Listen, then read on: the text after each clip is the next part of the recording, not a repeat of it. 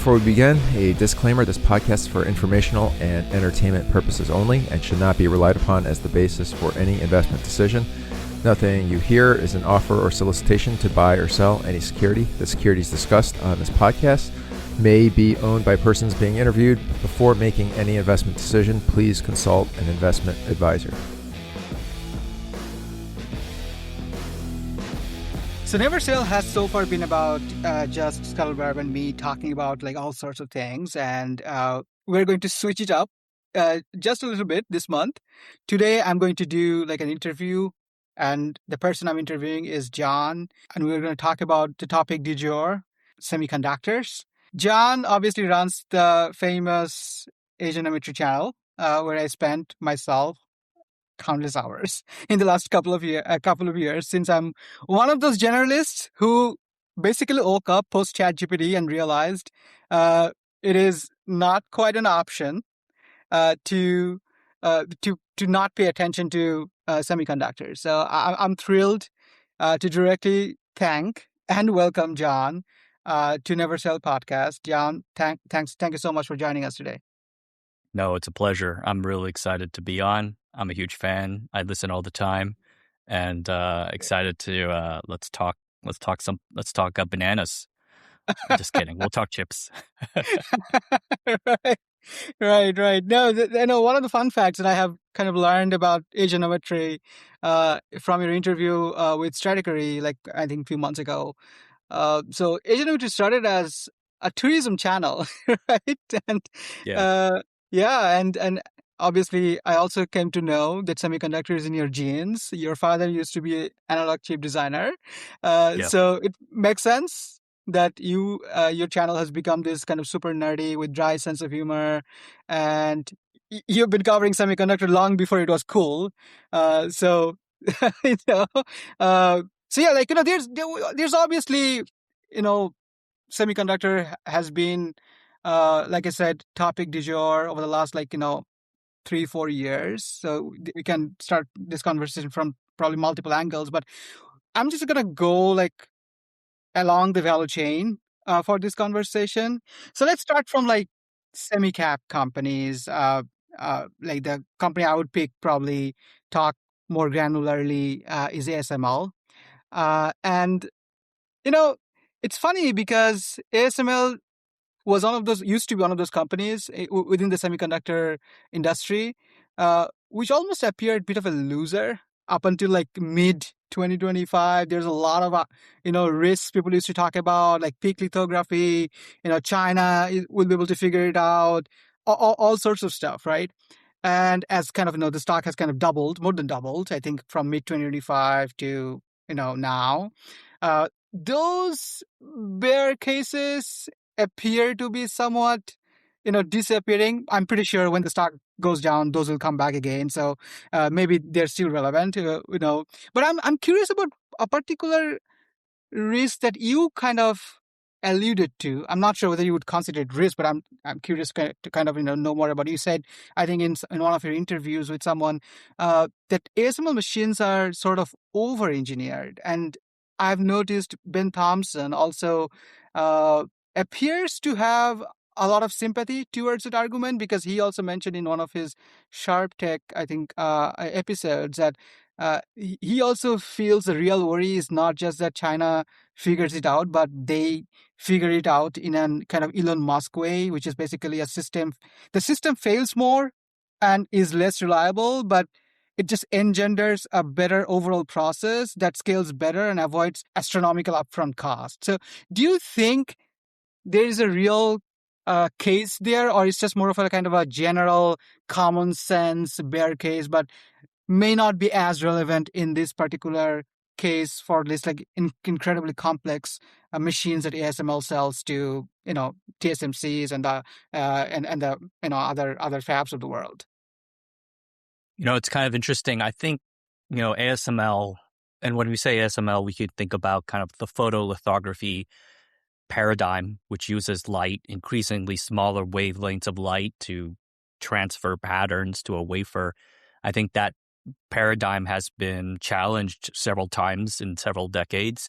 I think Ben talks a lot about kind of the concept of maybe a disrupting force, but like you have to kind of look at it from ground state principles, in my opinion. And I think fundamentally, if you what I've seen is that next generation lithography that is not photolithography tends to have game breaking traits related to not necessarily it's not like it's physically impossible to do these things without using a different type of lithography, but I've always felt that it cannot be done in a way that is more economically viable than the current system.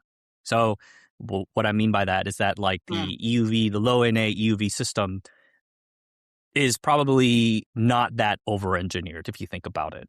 The high NA EUV machine is probably pretty over-engineered, and that's defined. That is, you can actually see, you can see that in the fact that TSMC won't buy it, right? They refuse to buy it. And I think, high NA EUV's most competitive, most fierce competitor is its own product. I think the low NA EUV system is wonderful, and I think it works really well. The ecosystem is really strong, and I think with the forthcoming light source, like, don't look at the sticker price. You look at the throughput, you look at the economic productivity, you look at how much that the fab is going to make from running this machine, and you can see and with ASML recently announced that they're going to put in the 3-shot light source, and that's going to be supposedly, according to them, going to raise output by maybe 50%. And I think that's substantial, and that makes the tool much more productive. And then I think, what does disruption look like in that sense? I don't think that's necessarily something anyone has answered yet. They just say disruption. Right. What is the ASP differential between the low NA EUV and high NA EUV, approximately? I mean, it's hard to say. I think if we can say the low NA tool is maybe now 100 million. The high NA tool is maybe 300, 350. I mean, they're never going to tell us, but they're trying to slim down the high NA EUV machine, and I think they'll probably get there. I mean, TSMC will eventually buy this machine, but like when, we don't know. I'm hearing a while from now. The low NA machine works great, and I think it's going to work even greater. And I think not a lot of the layers within the chip need high NA EUV, and that's not going to change for a substantial amount of time. Interesting. So you're saying the low NA EUV costs let's say roughly $100 million versus high NA cost like 350.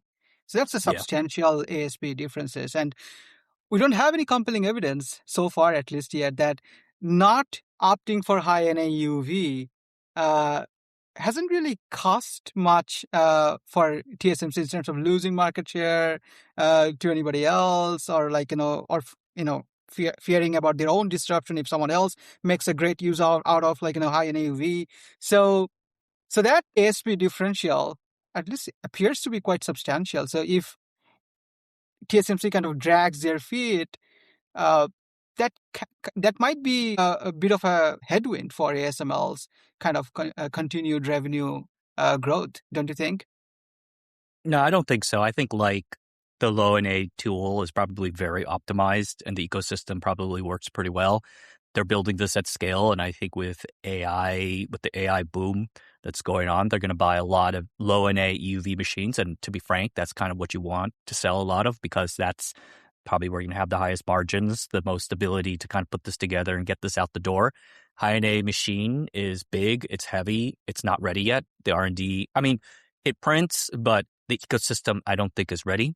And I think more than just the price, than the sticker price of the tool, there are technical compromises that make it unacceptable for TSMC and even Samsung and any fab, because the field is twice the size, or is half the size.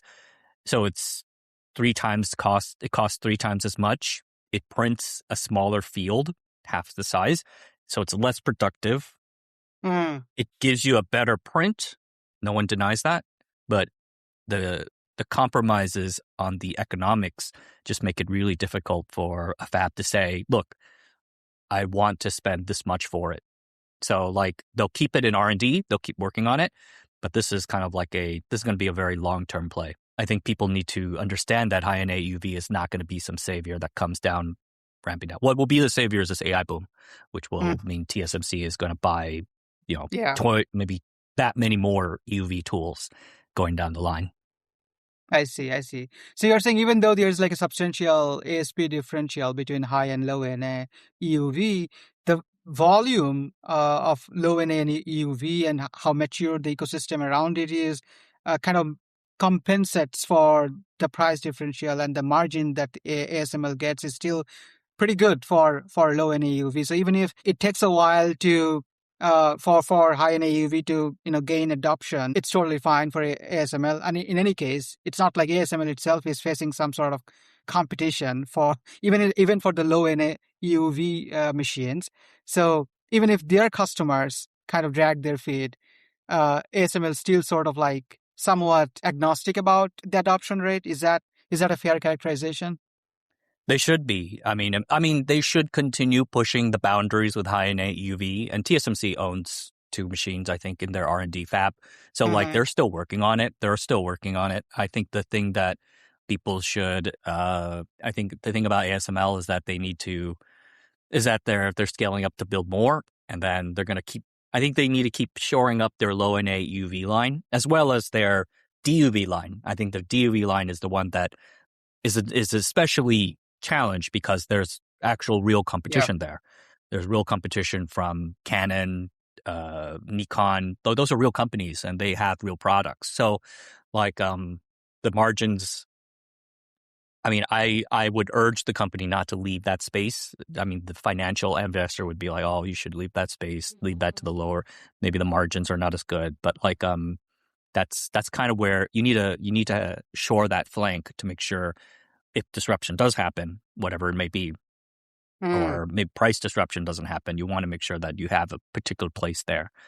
So that's generally, I don't want to give advice to ASML, but like it's they're multi-billion-dollar company. They don't need to listen to me, but like I think their DUV lines are probably where the bulk of the conflict should be. They would be focusing really hard on making that cheaper because there's a lot of competition there. Interesting. Let's move on to ASML's customers. One of the customers, major customers, which is TSMC. So we kind of all know that Intel fell behind TSMC in early to mid 2010s and has never been able to quite catch up in being on the leading edge nodes.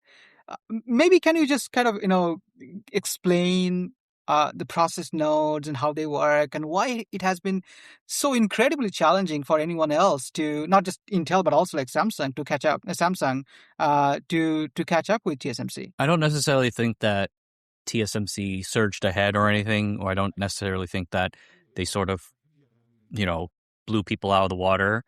I think the thing about process nodes, if you break it down, the process node is essentially, there's a much more technical phrase, but like it's trying to build a certain size of a transistor. And I think that like, along with connecting them, putting them in metal layers and stuff like that. And I think what happened with Intel was that they were too ambitious, especially at their 10 nanometer node, what they called their 10 nanometer node. They were too ambitious and it didn't work. It didn't yield and it didn't work. TSMC because they have so much more volume, they have Apple volume, Qualcomm volume, Broadcom volume, they have all that coming through. They're able to fund smaller half nodes, which are not as ambitious, but they basically kind of get you there closely. Because if you think about the process node, it's a whole production line. And you're just squeezing budgets out of each particular part of the line to make sure in the end you have a chip with tighter tolerances or a better formed transistors or better formed wires or something like that to benefit that. Because in the end, the node number doesn't convey anything other than it's just a marketing tool. It's supposed to tell you it's better. But underneath that number, what actually tells you is that performance differential can come from a variety of different ways. I think the idea of thinking just making the transistor smaller is very outdated because it's not exactly, it's far from the best way to give gains. So like there's all sorts of different things that are done and it's not being conveyed in that number. So I think like that's a holistic view.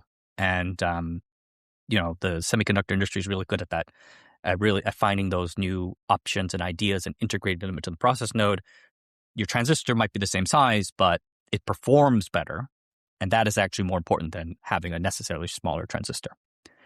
I hope that makes sense. And then to answer your question as to why it's been really difficult for Intel, and it's like the Japanese have that phrase, right? Where you have like a mastery at your job kind of thing. If you do something for like 30, 50 years, you kind of really, really know it. Yep. And I would say that like, I would say that like when you do something for 30, 40 years, you're always understanding and they're always planning ahead to get these nodes on track. So I think the hardest part is for Intel and any other company that's trying to catch up is that you're trying to move ahead. You're trying to leapfrog a moving target. So by the time, A18A comes out, TSMC already has N2. And then when if you want to just jump ahead of that, then TSMC already has A14 and A16 coming out. So like that's the hardest part of moving forward because like the target is forever moving for now. So when you said Intel was too ambitious, could you kind of elaborate, like, what do you mean by they were too ambitious and which was partly the reason why they fell behind? Intel is a very complicated company. And I think like one of the things to best understand is that they had two ways of squeezing out more performance gains from their CPUs throughout the 1980s and the 1990s. And that was a combination of architectural improvements on the CPU as well as improving the node itself, meaning shrinking the Moore's law, as they say. But for a long time, they talk a lot about Moore's law, and Moore's law is important, but there was a lot of gains came out from just making a better CPU. Those gains, I would say, ended in 1995 or so, 1995, 1996, with the Pentium Pro. And then from then on, Intel had no choice but to kind of go hard at Moore's law, which they did, and they were very successful in doing so for the next 10 years or so. But after that, after you had the implementation of 193 nanometer lithography, the only option was to say, wait for EUV, right? Because they were building up EUV, but EUV wasn't ready then.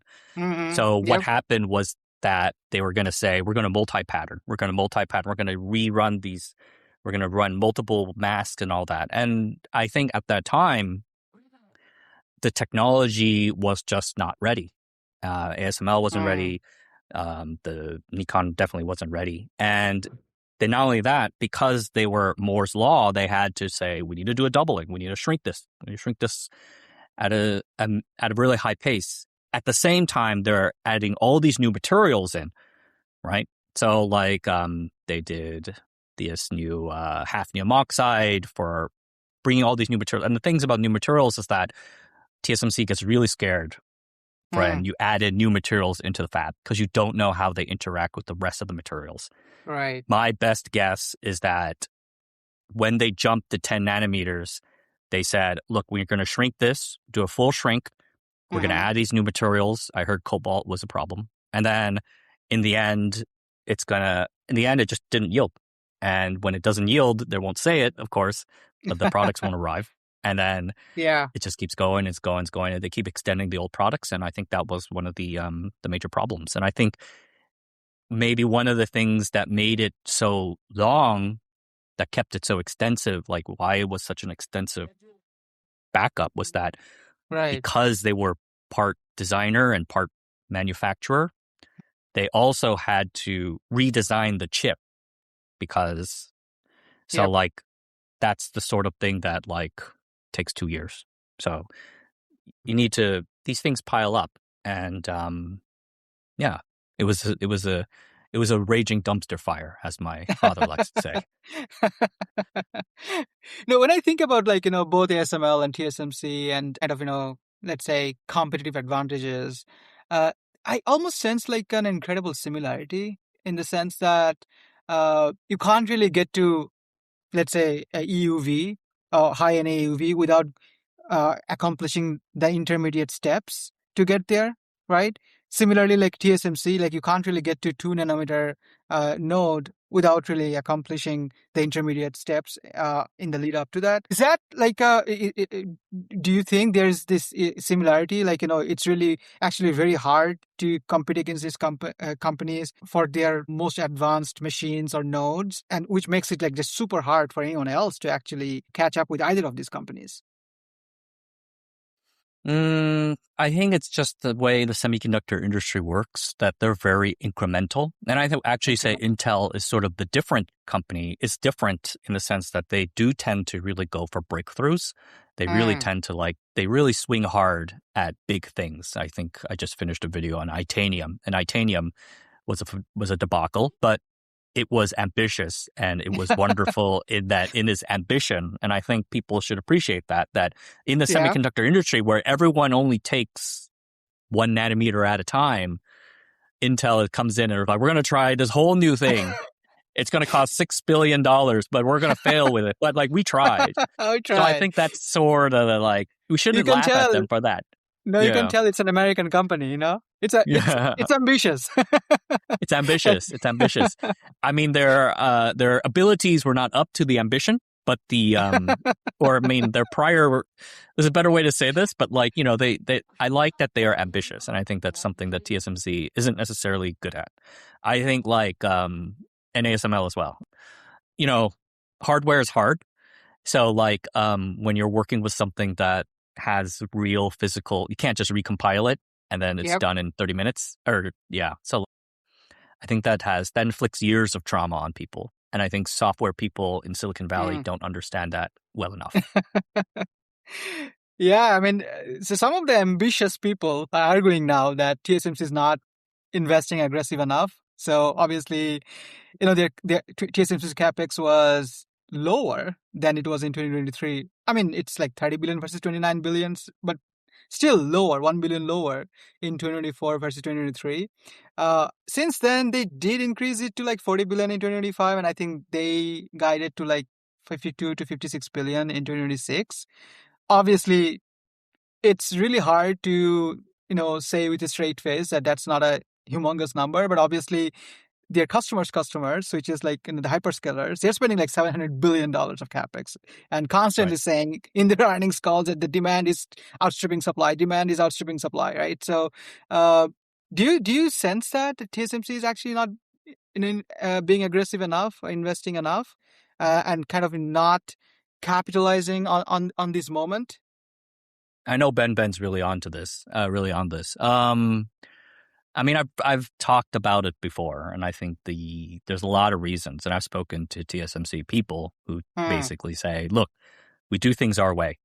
What will happen, their MO is generally they'll say, we'll never use this, we will never do this. They'll say nothing and then meanwhile, but behind the scenes, they're putting together information, they're thinking about stuff, and then it goes up and up the chain until one guy, usually it's Morris, but now it's maybe CC or someone high enough is saying, okay, we're going to do this. And then suddenly they'll flip 180 and suddenly they're all in.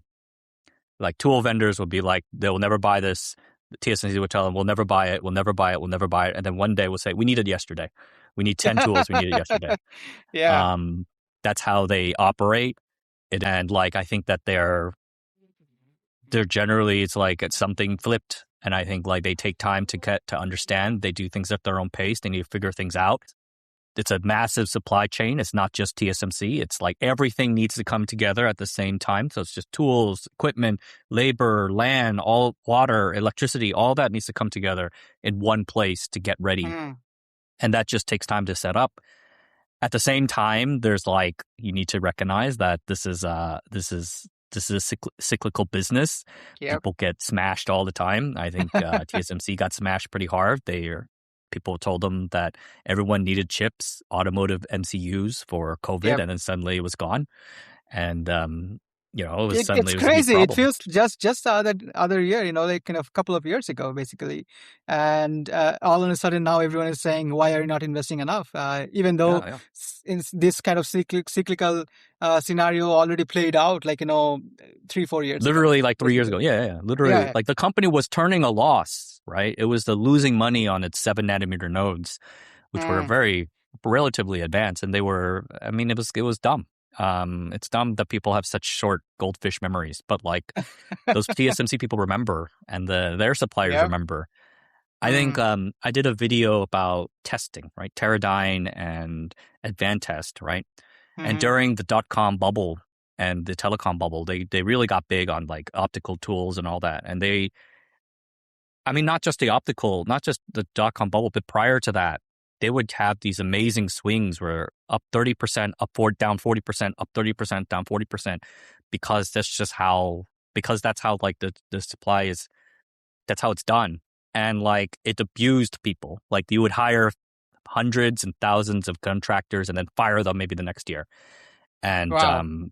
that's rough. And I think Yep. that's something that these companies, these supplier companies, they're very cautious. And like it's not just TSMC. You can go to all of them except maybe Intel, and then you can be like, look, can you scale up in like tomorrow? And they're gonna be like, we'll see. So like it's just how it is. Yeah, I mean, you're right. Like maybe TSMC shouldn't be investing aggressively, as they will be the ones holding the bag if AI proves to be a bubble and if it all crashes down for all sorts of reasons. AI itself, the technology itself, the business models themselves don't need to be bubble. Like there can be all sorts of scenarios, political instability. Obviously there's a war Or going a on right now. DeepSeek situation, right? Like Yeah, somehow yeah, we find out that you have the Claude Code using billions of tokens. Well, what happens if a model comes out and suddenly cuts token use by 20-30%, right? yeah, Like yeah. that stuff matters, right? So like Ab- Absolutely. I I just mean, remind you, yeah, back in the 70s we thought we were going to use like 50,000, like they drew a line up to the right and then to say we're going to build power plants for like nuclear power plants to meet all of these power demands, and then like it never happened because it never happened. people became more diligent in how they use their resources. I mean, that's how it is. That's pretty cool. But like, that's how feedback effect works. Yep, yep. But is I is mean, there any? do you use Claude Code to that extent? Like, are you burning millions of tokens every day or I, something like that? I'm yet to be one of those people. I'm still kind of keeping the AI bubble in check. But maybe eventually, who knows? Yeah. Yeah, but maybe is there a scenario where Samsung and Intel, who might be able to take advantage of TSMC's relative conservative posture here, or do you think it's just still too hard because of all the reasons you kind of laid out before? It just really depends on how much you want and how much you want to take that risk, right? As the fabless company, right? Think about if you running maybe a large fabless company. Let's say you're running a startup. Let's say you're running an Mm-hmm. AI chip startup and you want to Mm-hmm. make an AI chip to sell to your customer. Your customer needs it very soon. Mm-hmm. And it's a 2-year turnaround time from beginning to end. And you're spending hundreds of millions of dollars on EDA tools, chip talent, all of that, right? If the chip is late, if the chip Yeah. is bad, comes out and is bad, your business is done, right? Yep. So if you're Apple, right, you need all these chips to come together. The chips are an increasingly important part of Apple's competitive advantage. Sure. Like, Yeah. like just look at the work that they did to get a modem done, right? Like they Mm-hmm. actually build a whole iPhone around that modem. I think um, when you're putting that sort of risk on yourself and you're taking on that kind of risk to outsource the manufacturing to someone, generally you don't want to take any sort of unnecessary risk. And so like I think a lot of people will say, oh, the strategic people will be like, you should diversify, you should do all this, but you have to do it in the context of what you have, what resources you have, and what risks you Yeah. want to take. And this is a game breaking risk. If your fab, if your foundry doesn't deliver, you're done. And there are examples in history of fabless companies that do not, those companies that depend on, let's say, a particular large company foundry and got absolutely hosed by delays, bad product, none of their fault. So you want to go for someone who's reliable.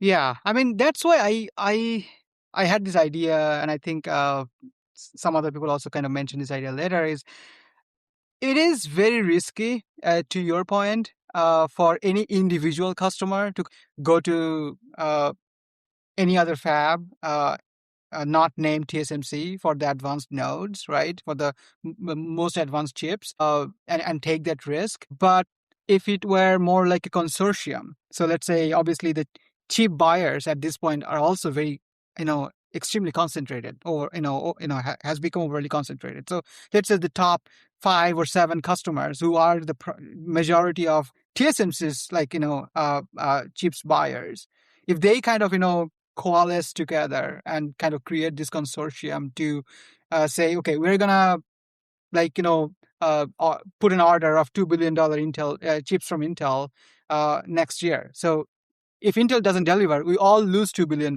each. So it's the competitive dynamic doesn't really change much. Obviously, it's hard to kind of create this kind of consortium, I guess, in the first place, but I feel like it makes an awful lot sense from this ambitious American company's perspective to kind of at least give it a shot. And if they all do it together, TSMC can't really punish all of them, I guess. Do you think that's a crazy idea, or do you think there's some Well, can you name a consortium in history an American consortium in history that has worked out? I would like you to try to figure one out. I've not heard one. I study history, a lot of economic history. Yeah. I have countless examples of consortiums that get together and don't work out. But I've not seen one that has 5 or 6 of the most powerful tech giants who are very used to getting their way. And Yeah. and like also some of them don't like each other, right? Like Yep. I let's say Apple and Facebook, right? Or Meta.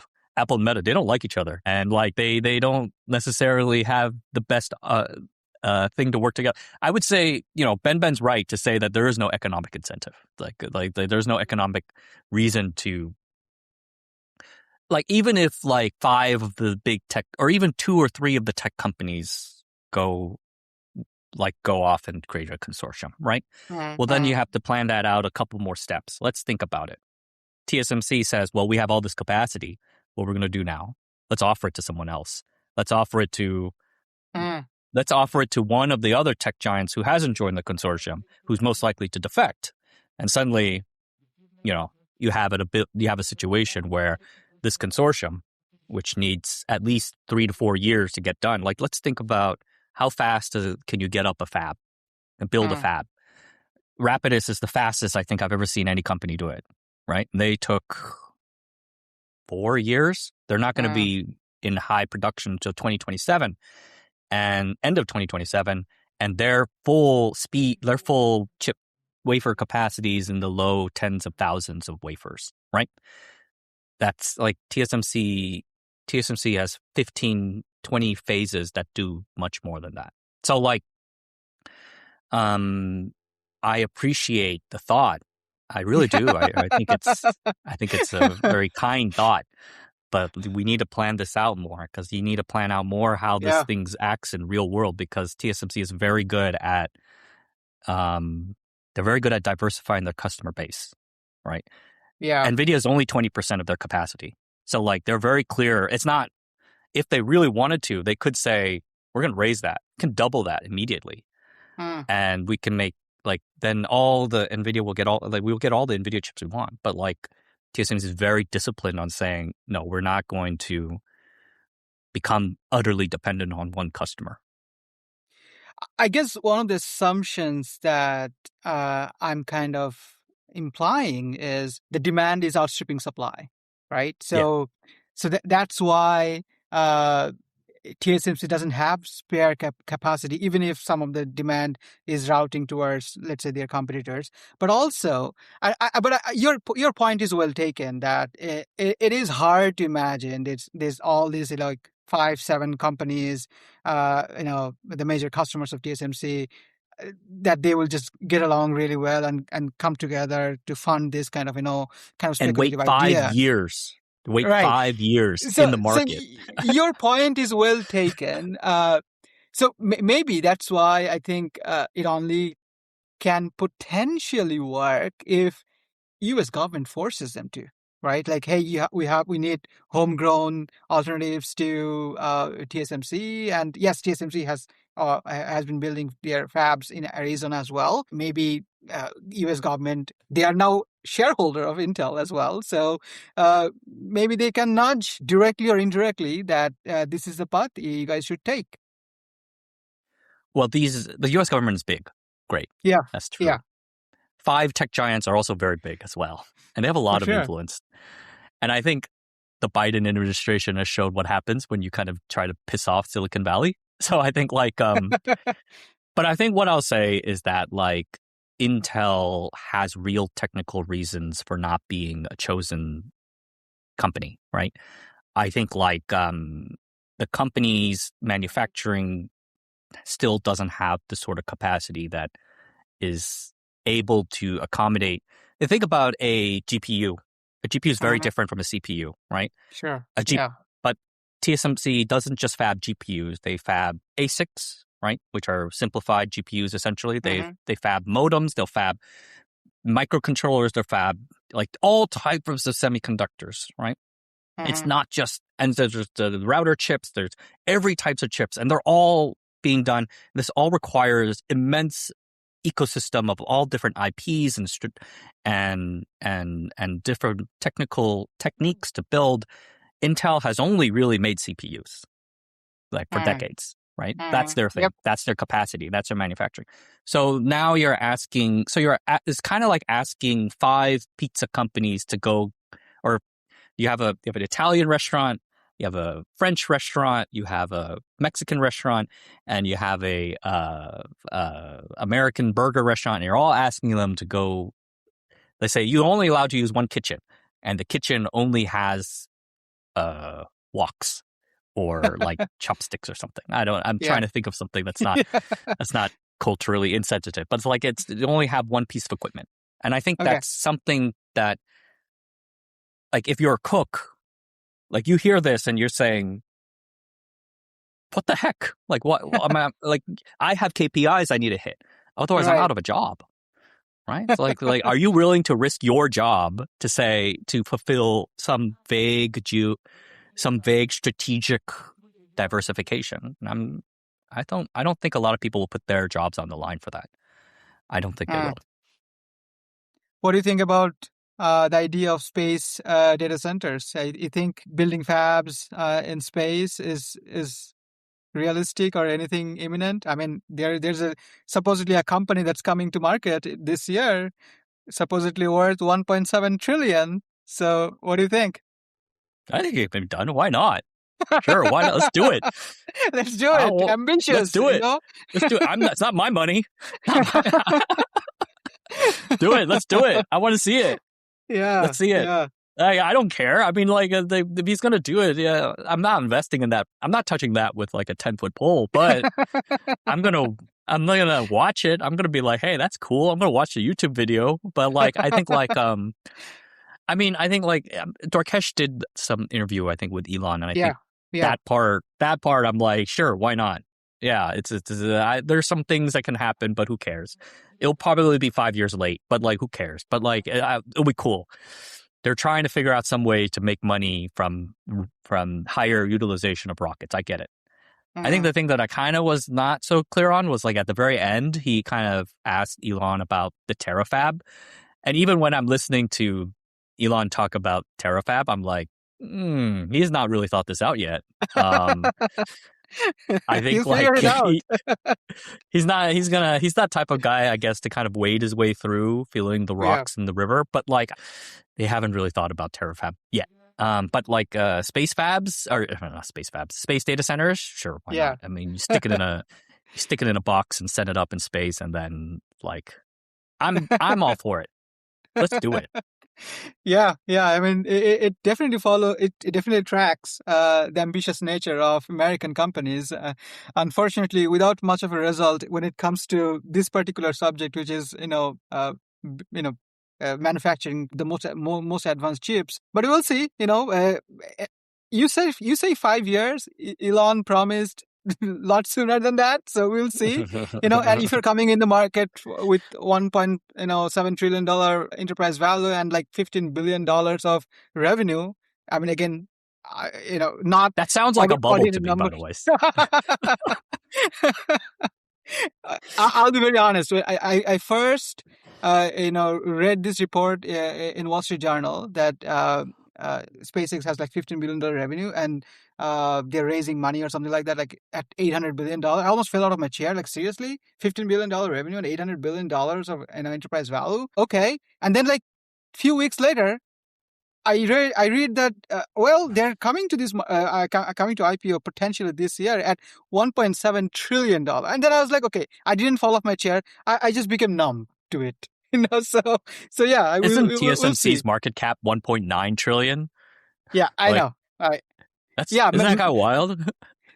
Meta has like $200 billion revenue, and they're like $1.7 trillion enterprise value. So, and I don't know. So if $1.7 trillion is actually their kind of market cap or enterprise value when they come to IPO, I don't think market will allow them to wait for 5 years to make the space data center thing a reality. It probably needs to be sooner than that. But then again, who knows? It's Elon Musk's company. Market can actually give them, a longer leash than, they typically tend to do for other like, XYZ companies. So maybe we'll see. I was just doing a video. I'm working on a video about Lumentum, the fiber optics company. Mm-hmm. And they have a wild history. And like back in 2000, they had revenue of 1.4 billion. And their market cap was 156 billion, 181 at the peak. I was like, wow, that's what it reminds me. I was like, that's a wild. They were losing 100 million in in profit. So like that's good times there. That's fiber optic telecom bubble peak valuations there. I'm excited I can't wait. I'll buy one share just to see what happens. 150 billion. Okay. $100 million in losses? Like, what's that? Like, it sounds almost nothing at this point, right? Like, and then they bought this company. Billions. And then they bought another company for $40 billion. And I was like, and had 25 million in profit. And I was like, all right, 40 billion. That's cool. Let's do it. Hey, yeah, let's see. There's some similarity there as well. Like SpaceX just bought, XAI for, I think, pretty, significant amount of money. I exactly forgot the number, but it's definitely sizable acquisition. So maybe there's a lot more similarity than we think. Yeah. We'll find out. But we all know in the end, like telecom bubble is not going to be the same as the AI bubble. Like it'll always be something different. But like, yeah, that's it for sure. So let's go to now TSMC's customers. Well, one of the major customers, which is NVIDIA, and NVIDIA is one of those companies. Like when you look at their chart, it's kind of mind-boggling. Like they used to be like $20 billion market cap in 2016, and even when ChatGPT was launched, it was like $300 billion company, and now it's like 4.5 trillion, 5 trillion, like depending on the day.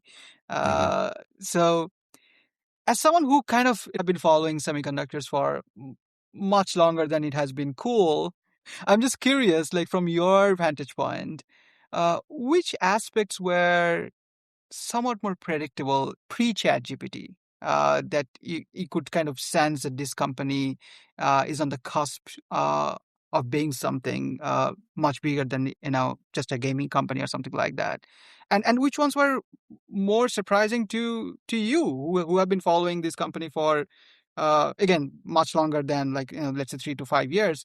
I'm just curious how you kind of think about those two aspects, like, and which ones kind of you feel like you kind of expected them to do, and which ones are like even you are kind of blown away, like they have been able to accomplish this? I mean, I'm the worst person to ask about this, because then I should have bought the stock if I really knew what was going to happen. I basically Yes. was like, I own the S&P 500 and that's it. So then I was watching this, I was watching going on, and I was thinking, hey, I think maybe they'll be okay.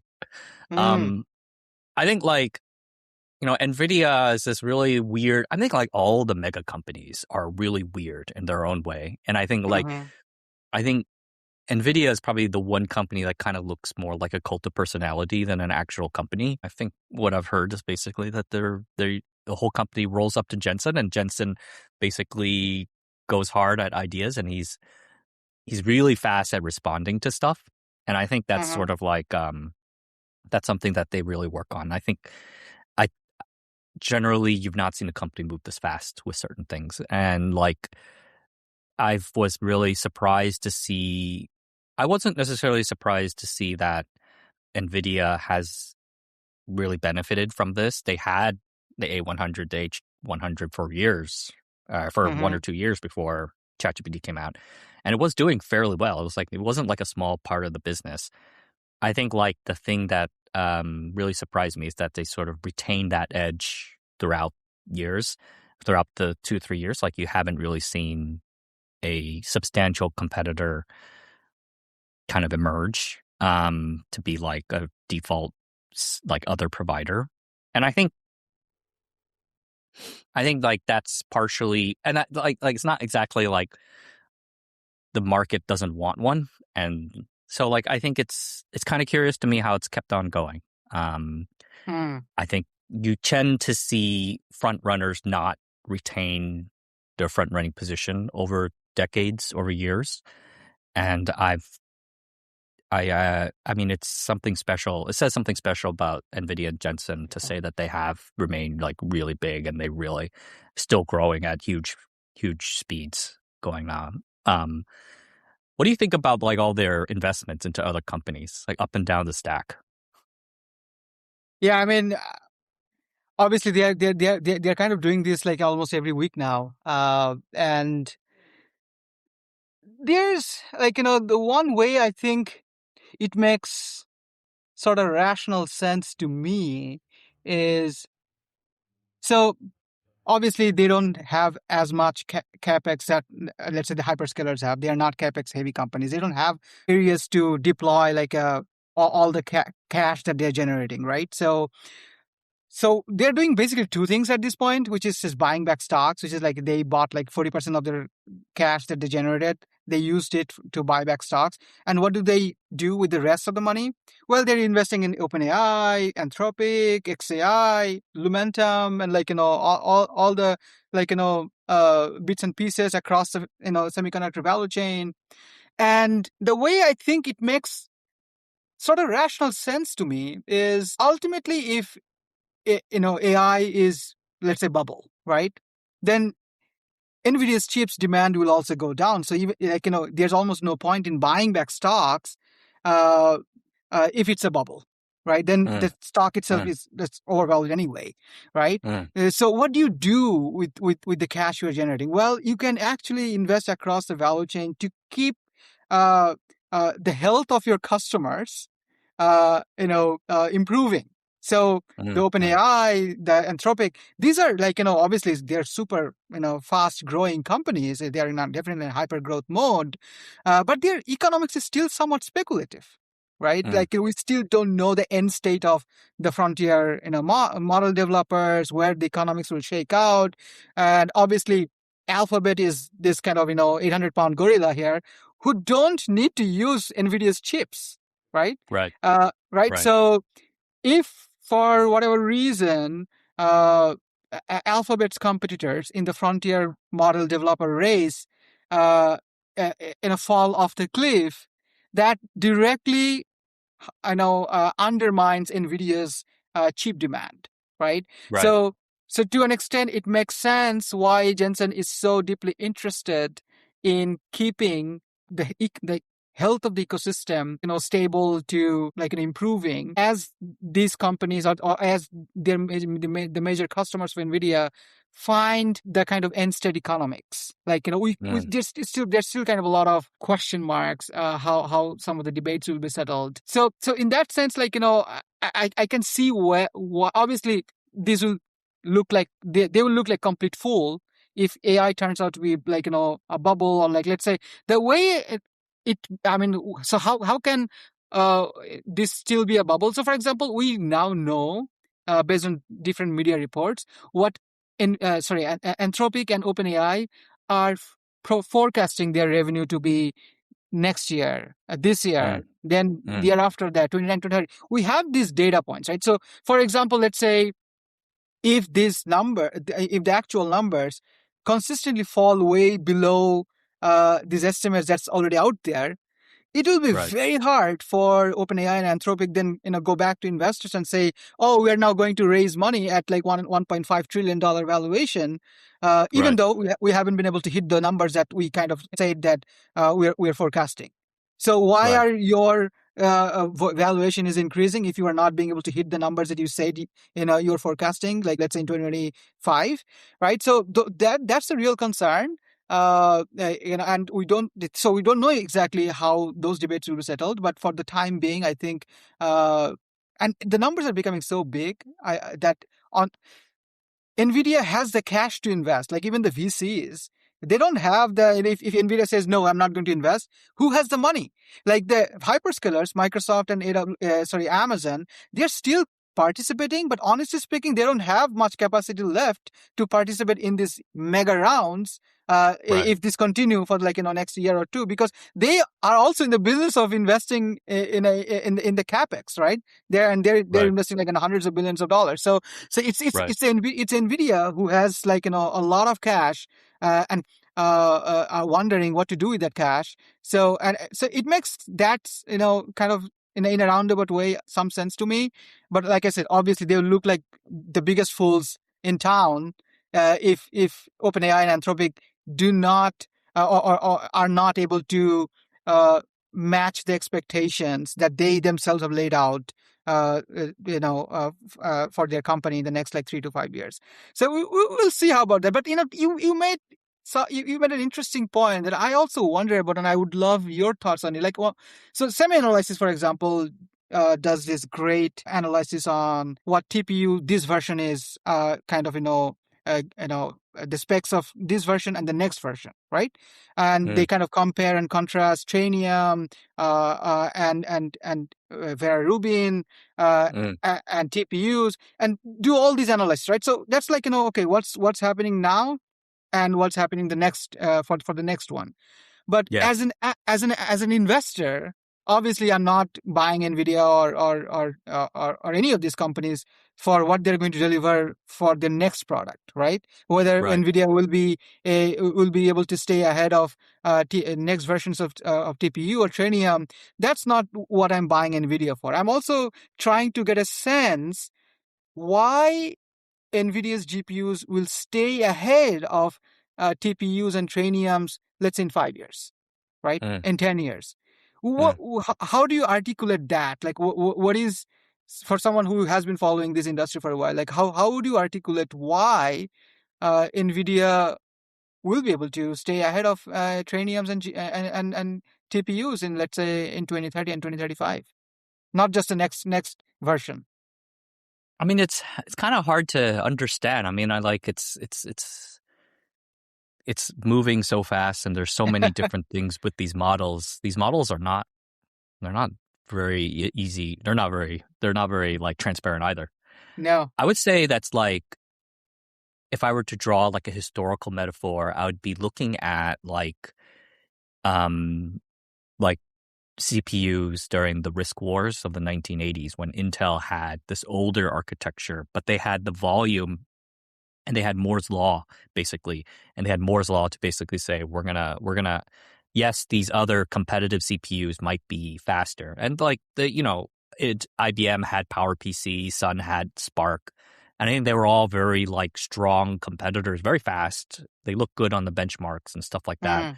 Hmm. But in the end, I think Intel outcompeted them all simply because they had immense volume and they had the ability to roll in they had an ecosystem that they could rely on to kind of really um, keep them ahead of their customers, right?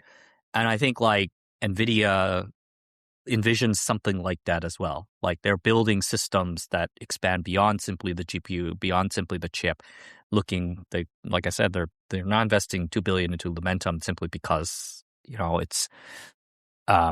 because it's a very important part of the system. It's critical.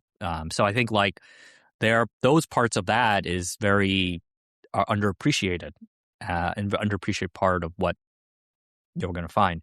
And in the end, I think they're going to simply lean on the manufacturing capability of these companies of TSMC and other suppliers to outcompete. And I think like, if you're able to say you're going to get 30, 40, 50%, like think about Apple during the 2020s, right? Where they say, we're going to get first dibs on Yeah. the latest Yeah. node.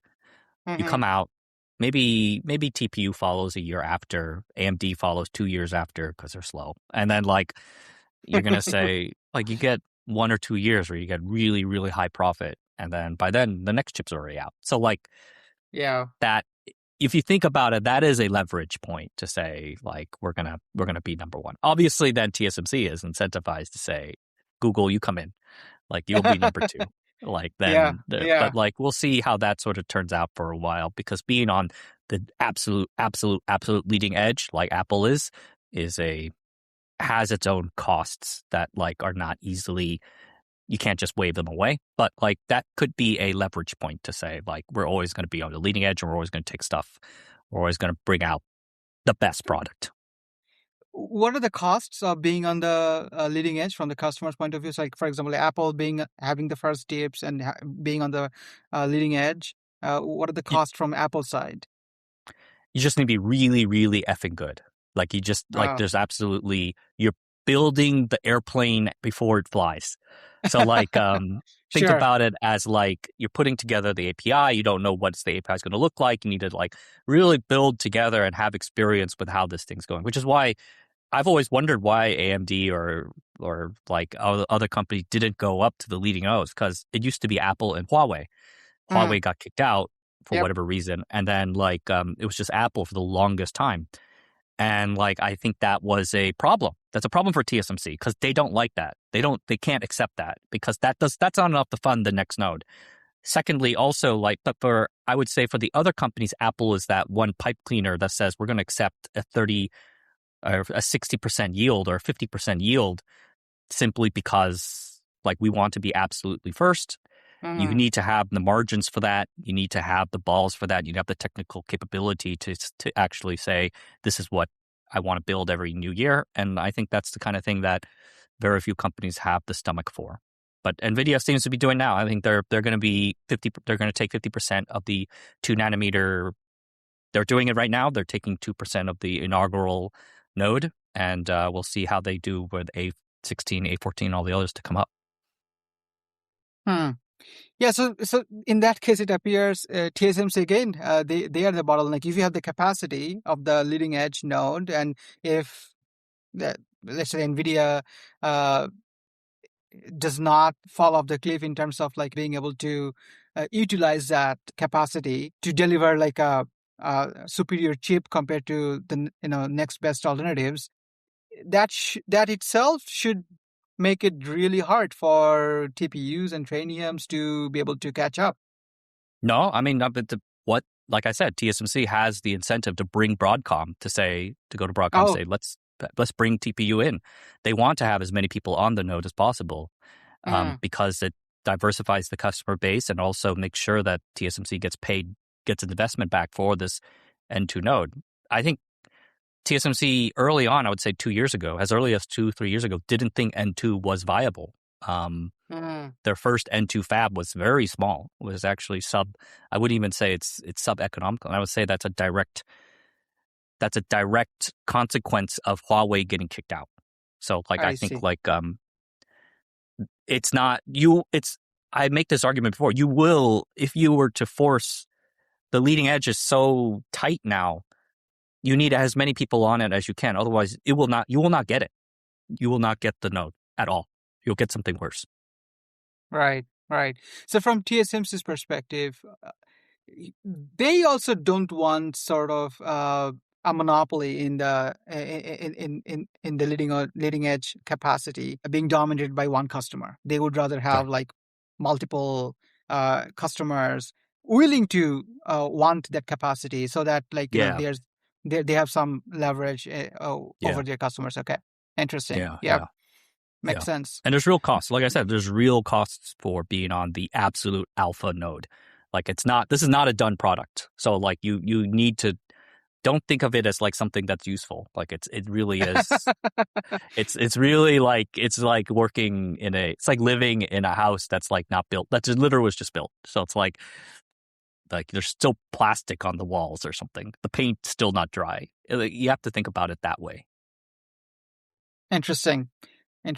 So if you think like from the entire, obviously we can talk about the whole value chain for hours and hours. But if you think about like the entire semiconductor value chain, where do you think the profit pools are the most defensible? And obviously, like I feel like almost all the components of the entire semiconductor value chain have this either monopoly or like duopolies, or at best like oligopolies, right? So every part of the value chain seems, this highly optimized industry structure at this point.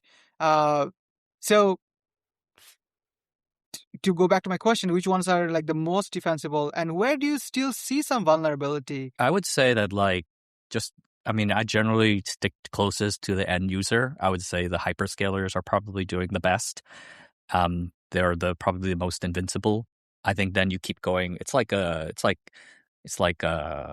crumbs. The crumbs will eventually get down to I think the semi-cap people have it the worst, or the suppliers to the semi-cap people. But they're the ones who have to take the most volatility. Like I talked about Teradyne, right? Up 40%, down 40%.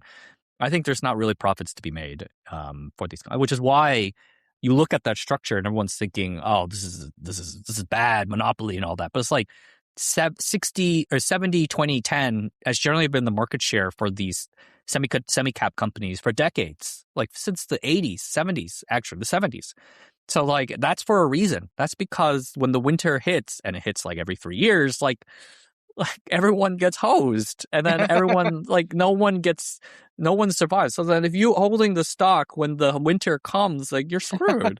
The stock collapses. Like I don't think none of these. Like if you look at all these like semi-cap founders, name one who's rich. I mean, you can name recently. You can name them now. But like now we the ones that started in the 70s and the 60s, like none of them are rich. Like they're they're like comfortable, but they're not like Elon Musk. I mean, they're not like like this. It's a capital destroying space.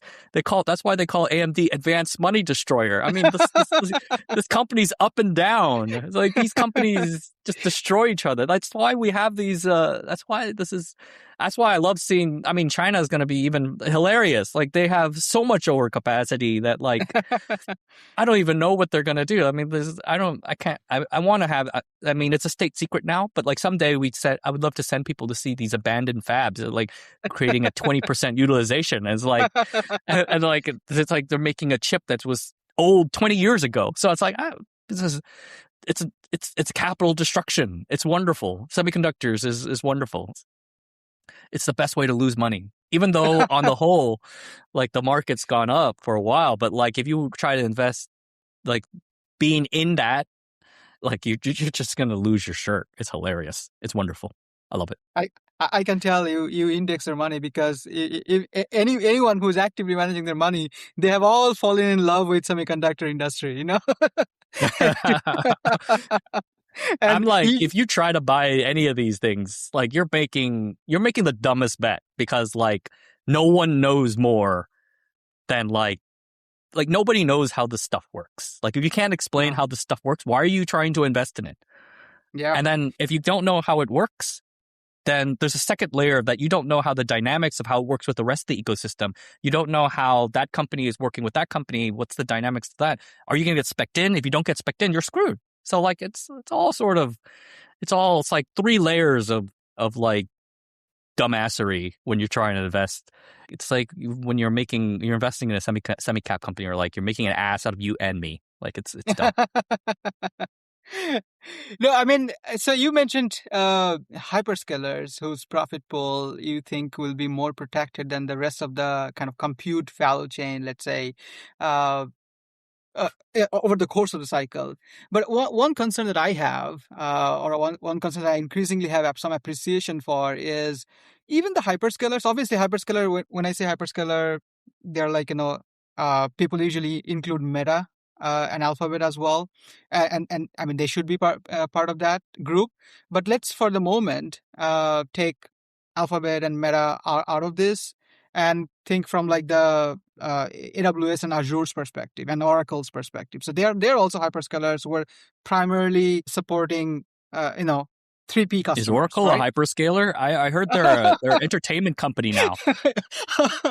They're part of the Warner Brothers conglomerate.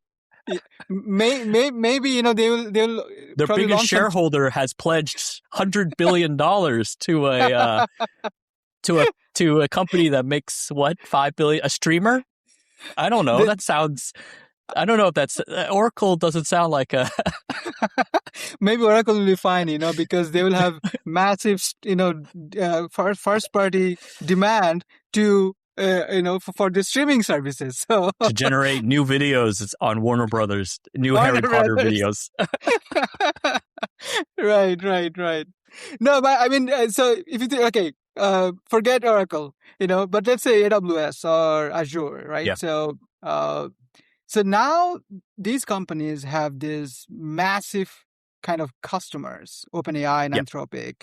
So they have this customer concentration, which was never the case in the entire 2010s, or even like up until ChatGPT came to the scene. Their customers were exceptionally fragmented. That's why, like, even though compute prices have been falling, but it has fallen at the pace that keeps their margin intact, right? So these businesses are incredibly profitable. AWS has like mid-30s margins. Azure doesn't report, but probably in the similar or even higher. So the question that I think about is, now that they have customer concentration risk, OpenAI and Anthropic, and their customers are not reporting 30-40% margins, or like they still have arguably somewhat speculative economics, and how their fate will be settled like in 5 to 10 years. So if something happens to their customer base, then hyperscalers will have this enormous overcapacity. They're spending $700 billion this year. They'll probably keep doing that next year, right? And year after that. And if you keep doing that for a while, and then all of a sudden, let's say OpenAI and Anthropic are not able to keep up with, let's say, Alphabet, right? And then they're not being able to raise money, and let's say these companies have become almost shadow of what we currently think of them to be, like in 5 to 10 years. Now people are thinking OpenAI and Anthropic will be $1 trillion companies, like maybe in 2035 or something, or maybe a lot sooner. So if something like, if hyperscalers, these two major customers, turn out to be not so great businesses, don't you think that also makes hyperscaler business a bit of a question mark in the interim period as well, until this fragmented enterprise customer base eventually catch up, but eventually can take a long time? Do you think that's a fair concern to entertain? I mean, it's tough to say. I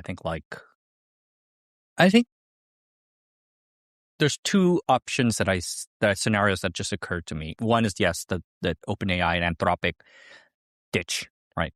A second one is that they actually, those two companies vertically integrate. They decide that they're not going to exactly right. Simply Absolutely, say the models stop advancing, and there are indications that maybe the models do stop advance. They don't go forever, and like they stay up advancing to such a degree that you're now able to say we can predict where we can target the chip design, we can target all that.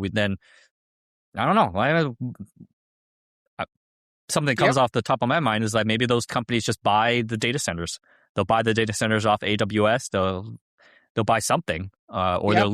there'll be a lease Yep. back, or whatever happens. And then I think like AWS and Google and all these hyperscalers, they have other businesses that can keep them flush with cash, and they'll just stop investing. And I think that's a concern that people do have in the industry, is that maybe it's not forever growth, maybe it's not a crash, but it's going to be a stasis, right? You're going to have, Yep. it's all just pull forward, and it's pull Yep. forward, and then suddenly we're going to see if the models keep advancing. But if the models stop advancing, I mean, we thought pre-training was going to be a thing forever, right? We thought we were going Yeah. to pre-train for the world, and then now everything is just RL. Well, RL. Yep. RL, Yep. is RL going to keep working forever? I don't know. We don't know. So We don't know. then what happens after that? No one's really thought about that yet. So like, I think there's people to say that like, once these stop addressing so fast, then like we have a problem. And then, but I think the hyperscalers will be fine. I mean, that's not their main business. I mean, what Oracle, it's their main business. But like for these other companies, is it really Yeah. their main business? No, it's not. No, I don't worry about hyperscalers being out of business, or like even like being in a spot of bother deeply from financial perspective. But obviously, like uh, stocks inherently are about like the future, right? So it's not just being able to protect your profit, but also being able to grow your profit, right? So let's say if you're assuming like you're going to generate $100 billion profit this year, and let's say we are expecting you to generate $200 billion profit in 5 years, and it turns out you didn't generate $200 billion profit, but generated like $100 billion profit, which is still Yeah. plenty good. Like you'll be fine. Your business is totally fine, but your stocks are like going to be down a lot more because people expected you to generate $200 billion profit, right? So that's where my kind of concerns come from. Like if there's an Yeah, but like, do they care? Does Maybe not. Larry Page care? No, I mean, no. like, didn't you say Larry on Page another definitely pod doesn't that care. like, if you bought Google at the IPO and you held it, like up until like recently, like you probably you underperformed the S&P or something like that? Like, No. I mean, So that's like I think sometime in mid 2025 when Google stock was like 150. yeah. That's when I noticed like it was a crazy kind of a thing to realize that even if you bought Google at their IPO and you kind of held it till like I think mid 2025 or something like that, like you underperformed Nasdaq 100, which was Yeah. crazy. Yeah. I mean, it's actually, you can consider the fact that these hyperscalers probably underperform the market because they're such terrible conglomerate businesses. You get a huge conglomerate discount. I mean, you could simply argue that this is a return to the norm. Like these businesses are like, I mean, pre-2022, you could argue that a lot of these businesses were probably in need of some sort of reform. Like I would say like you should probably expect that to happen more than less than to not happen. Continue to expect continued growth, in my opinion. Yeah. Like these businesses are weird. No, I mean, I think that's fair. If I were Larry Page, I would not lose sleep if Google stock is like 0% return for the next 5 years. I don't think I would can't sleep well imagine on my mega yacht. I cannot imagine being Larry Page and worrying that the stock's profit, like a company's profit, didn't double in 5 years, right? I can't imagine And myself then being worried about that. Yeah, I'd be like, hey, you want to argue about it? Here's my Class C shares or whatever, right? That's super voting share. Right. And then we're going to Okay. try to, so don't worry about it. Maybe that They'll be actually fine. does mean that then hyperscalers are kind of sucky investments. So like, I don't know. Maybe it just means that we should start investing in the semi-cap stuff because that's insane. It's going to go insane. And then it'll turn around and then we'll be screwed later. But like, just dance while the music is playing. Yeah. That's my opinion. Yeah. Maybe those Dutch guys in ASML, they're laying off people when they are kind of generating revenue growth like much faster than they used to before, and now even then they are laying off people, so they are probably much more shareholder friendly situation than the hyperscalers are. Yeah, I mean, They must really be working hard, because do you know how hard it is to lay people off in the Netherlands? It's really hard. So like, they must really, really. It's better to do it now, in my opinion. Not to say bad things about the about those people, but like, I feel sorry that they're losing their jobs. But like, they probably, it's probably the right time to do it. I would do it now, because like it takes like a year or something to lay someone off in Europe. So it's a shareholder conscious call. That's the best way to say it. Okay.